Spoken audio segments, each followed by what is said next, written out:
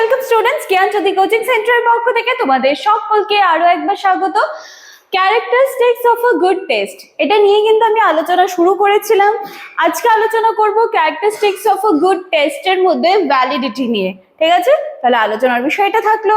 আলোচনার বিষয়ে যাওয়ার আগে একটু দেখে নিচ্ছি, তোমরা যারা চাইছো আমাদের সাথে যোগাযোগ করতে, নোটস পারপাসেই হোক বা নোটস প্লাস ক্লাস পারপাসেই হোক, তো সেই ক্ষেত্রে কিন্তু তোমরা এখানে দুটো কন্ট্যাক্ট নাম্বার দেখতে পাচ্ছ। যে কোনো একটি নাম্বারে কল করে কিন্তু তোমরা আমাদের সাথে সরাসরি যোগাযোগ করে নিতে পারছো। এছাড়া ডিসক্রিপশন বক্সে নাম্বার রয়েছে, কোনো রকম কোয়ারিজ বা ডাউটস থাকলে কিন্তু কল করে নেবে। ঠিক আছে, চলো এবার অতিরিক্ত কথায় না গিয়ে আমি আলোচনার বিষয়ে ফিরে আসছি। তাহলে এই যে ভ্যালিডিটি, ঠিক আছে, ভ্যালিডিটির মানে কি? ভ্যালিডিটি মানে কি? বৈধতা। তাহলে কি বলা হচ্ছে? শিক্ষা মূল্যায়নের ক্ষেত্রে একটি ভালো পরীক্ষার অন্যতম বৈশিষ্ট্য কি? যে তার ভ্যালিডিটি বা তার বৈধতা। ঠিক আছে, এই যে ভ্যালিডিটি, ভ্যালিডিটি বলতে কি বোঝায়?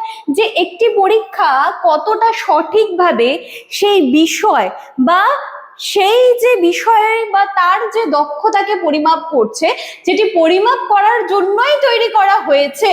তো সহজভাবে বলা হয় যে test measures what it is supposed to measure। ঠিক আছে, এই ধারণাটি হচ্ছে ভ্যালিডিটি। তার মানে কি?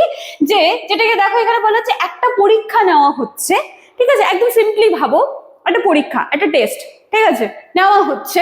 তো সেটা সঠিকভাবে সেই বিষয় বা সেই দক্ষতাটাকে কতটাকে পরিমাপ করছে বা সেটাকে কতটাকে সে মাপতে পারছে সেই বিষয়টাকে, তো যেটি পরিমাপ করার জন্য তৈরি হয়েছে, তো সেটাকেই কিন্তু বলা হচ্ছে ভ্যালিডিটি। উদাহরণে আসি, একটি গণিত পরীক্ষা যদি ছাত্রের গণিত জ্ঞান যাচাই করার বদলে তার ভাষা বোঝার ক্ষমতা বেশি যাচাই করে, তাহলে সেই পরীক্ষার কিন্তু ভ্যালিডিটি কম।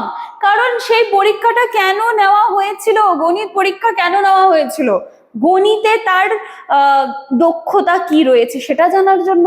কিন্তু এখানে তো দেখা যাচ্ছে গণিতের দক্ষতার থেকে তার ভাষার দক্ষতা কতটা রয়েছে সেটা আমরা বেশি দেখতে পাচ্ছি। তাহলে আমি কি বলবো? সেই যে পরীক্ষাটা নেওয়া হলো বা সেই যে টেস্টটা নেওয়া হলো, তার ভ্যালিডিটি কিন্তু কম এক্ষেত্রে। ক্লিয়ার আছে?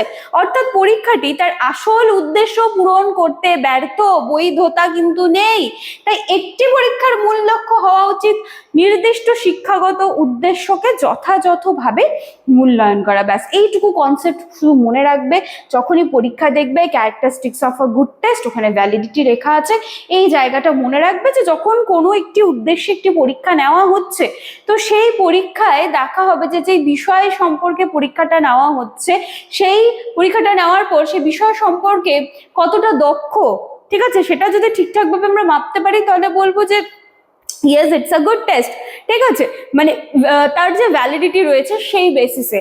আর যদি দেখি যে যে উদ্দেশ্যে আমি পরীক্ষাটা নিচ্ছি সেই উদ্দেশ্যটা আমার পূরণ হচ্ছে না, তখন কিন্তু সেখানে আমি বলবো যে তার বৈধতা কিন্তু খুব কম রয়েছে। ঠিক আছে, ভ্যালিডিটির বিভিন্ন প্রকারভেদ রয়েছে। ঠিক আছে, প্রথমত রয়েছে কন্টেন্ট ভ্যালিডিটি, মানে বিষয়বস্তুর বৈধতা। এটা কি? এটা নির্দেশ করে এই যে পরীক্ষার যে বিষয়টা বলছে, যে পরীক্ষার প্রশ্নগুলো, ঠিক আছে, সেটা সিলেবাস বা পাঠ্যবস্তুর সব গুরুত্বপূর্ণ অংশ থেকে ঠিকঠাক কভার করেছে কিনা, প্রত্যেকটা জায়গা থেকে প্রশ্ন এসেছে কিনা। যদি কোনো গুরুত্বপূর্ণ টপিক বাদ পড়ে যায়, তাহলে কি হবে? পরীক্ষার ভ্যালিডিটি কিন্তু কমে যাচ্ছে। ঠিক আছে, দ্বিতীয়ত কি রয়েছে? কনস্ট্রাক্ট ভ্যালিডিটি, মানে গঠনগত বৈধতা। এটি কি বোঝায়? যে পরীক্ষা আসলেই নির্দিষ্ট মানসিক গঠন, যেমন হচ্ছে তোমার বুদ্ধিমত্তা, মনোভাব, দক্ষতা, এই যে জায়গাগুলো রয়েছে, এগুলো সঠিকভাবে পরিমাপ করছে কিনা।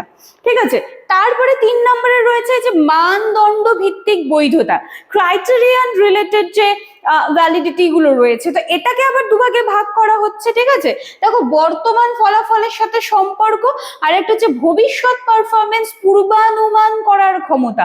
তাহলে তৃতীয় জায়গা যখন মানদণ্ডের উপরে আমি দেখছি, তখন সেটাকে দুভাগে ভাগ করা হচ্ছে, একটা বর্তমান ফলাফলের সাথে সম্পর্ক রেখে এবং আরেকটি ভবিষ্যৎ পারফরমেন্স কি হবে তার একটা পূর্ব অনুমান করার ক্ষমতা। এইভাবে একটি পরীক্ষার ভ্যালিডিটি এবার আমি কি করে বাড়াবো? ঠিক আছে, তো কি কোন বিষয়গুলো দেখবো? বাড়ানোর জন্য কিছু গুরুত্বপূর্ণ বিষয় মানা প্রয়োজন। কিরকম রয়েছে? কি কি বিষয় রয়েছে? যেমন হচ্ছে প্রশ্নপত্র যেন সিলেবাস অনুযায়ী হয়। তো ভেরি ইম্পর্টেন্ট।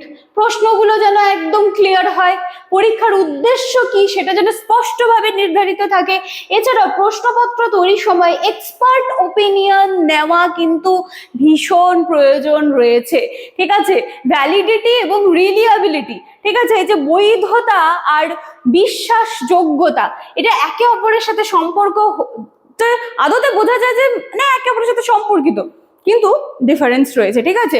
একটি পরীক্ষা রিলায়েবল তখনই হতে পারে কিন্তু সেটা ভ্যালিড নাও হতে পারে, তবে একটা ভ্যালিড টেস্টের যখন কথা বলা হবে সেটা কিন্তু অবশ্যই রিলায়েবল হবে, সেটা কিন্তু অবশ্যই বিশ্বাসযোগ্য হবে। তো এই যে ভ্যালিডিটি, এটা একটু কি আমরা ক্লিয়ারলি এইটুকু তো বুঝতে পারছি যে একটা পরীক্ষার কিন্তু গুণগত মানকে কিন্তু এটা নির্ধারণ করছে, ঠিক আছে। এটি নিশ্চিত করছে যে পরীক্ষার মাধ্যমে আমরা যে ফলাফলটা পাচ্ছি সেই ফলাফল সত্যিই কি শিক্ষার্থীর প্রকৃত জ্ঞান এবং দক্ষতার প্রতিফলন ঘটাচ্ছে কি ঘটাচ্ছে না, ঠিক আছে। তাহলে characteristics of a good test, এটা তো তোমাদের এক্সামের জন্য খুব ইম্পর্টেন্ট। আগের দিনে কিন্তু আমি রিলিয়াবিলিটি আলোচনা করে দিয়েছি, আজকে আমি ভ্যালিডিটিটাও আলোচনা করে দিলাম। খুব ভালো করে কিন্তু দুটা বিষয় দেখে যাবে, ঠিক আছে। তো চলো আজকের আলোচনার বিষয় আমি এখানে শেষ করছি, দেখা হচ্ছে আবার নেক্সট দিনের ক্লাসে। Thank you.